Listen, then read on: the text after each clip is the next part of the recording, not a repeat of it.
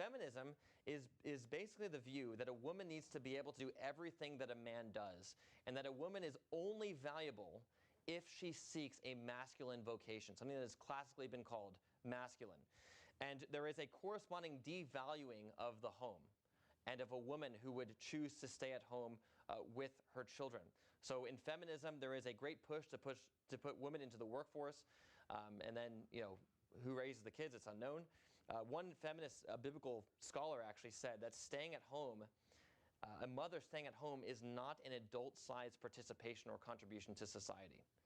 So you can see the really vitriolic hatred of what has classically been called the great calling of women. It is not considered an adult-sized participation or contribution to society. If a woman stays home, she is obviously a second-class citizen.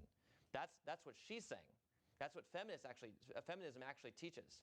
And therefore, if a woman's going to be equal, the only way to do it is for her to abandon motherhood and to seek out working like a man.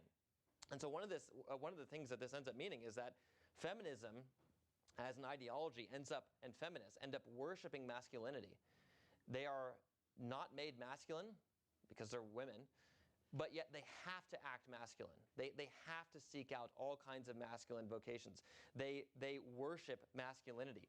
And whatever has historically been called feminine, whatever has been historically called feminism, feminine in itself, is taken to be an act of an oppressive society that is in no way connected to the way people are made. And it's simply been something that's been foisted upon young girls. So if you see a young girl who likes playing with princesses and thinks about being married, that is evidence in feminist thinking, going back decades, even to the 1940s and earlier.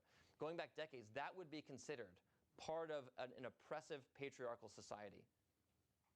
When you see a girl doing that, it's not natural. It is, in fact, a part of society's oppression of women.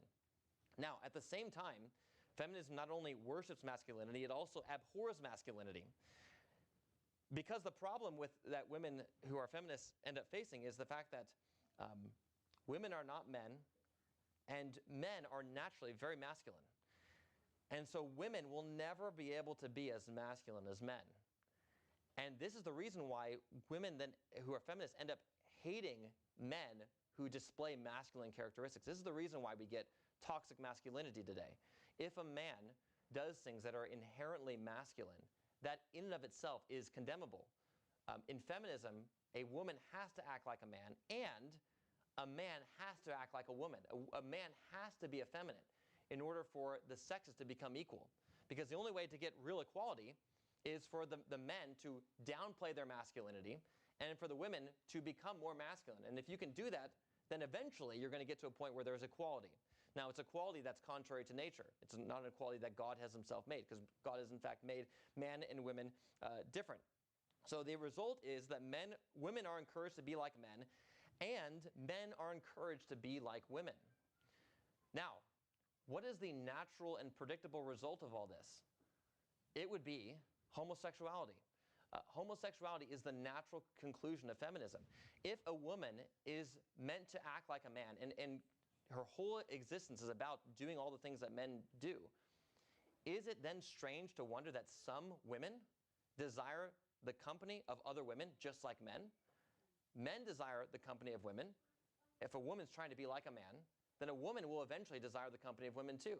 And is it any wonder that men who turn away from all avenues of masculinity, that men who do that become effeminate, acting like women, that they eventually desire the company of men just like women do? If they're acting like women, if they are effeminate, then they're eventually going to seek out the company of those of the same gender, because they're acting like the opposite gender. Feminism is the thing that, and that this way of thinking is what's produced homosexuality. It's also what produces transgenderism. Eventually, if a man could be a woman and a woman could be a man, then there is no difference between the two of them. There's no difference between a man or a woman.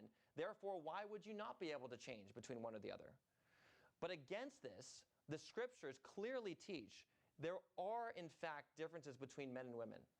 And there are differences in nature. such that men are made strong and therefore given to leadership. And masculine virtues would include being courageous and brave and protecting those who are weaker. Women are made not strong, but rather beautiful and soft, helping and caring, being compassionate to others, coming alongside of and supporting. Those are the two different roles that men and women have based upon the two different ways in which men and women are made. And what Solomon is saying here is, when you talk about deliverance from the sins of different kinds of people, what's important to keep in mind is that when it comes to being delivered from ungodly men or being delivered from ungodly women, that the ungodly thing that you're being delivered from is always going to be a perversion of the way in which God has made us. So why is it that men are given to violent sins? The answer is because God has made them strong. And the perversion of strength is going to be violence. Why is it that women are given to more kinds of immodest sins with regard to sexuality, immodest dress, that sort of thing? It's because God has made women beautiful. There's an aesthetic quality to women that men don't possess in the same way. The thing that would attract a man to a woman is the strength. The thing that attracts a man to a woman is the beauty. They're different kinds of things because God has made us differently. The perversion of beauty is going to be immodesty. The perversion of strength is going to be violence.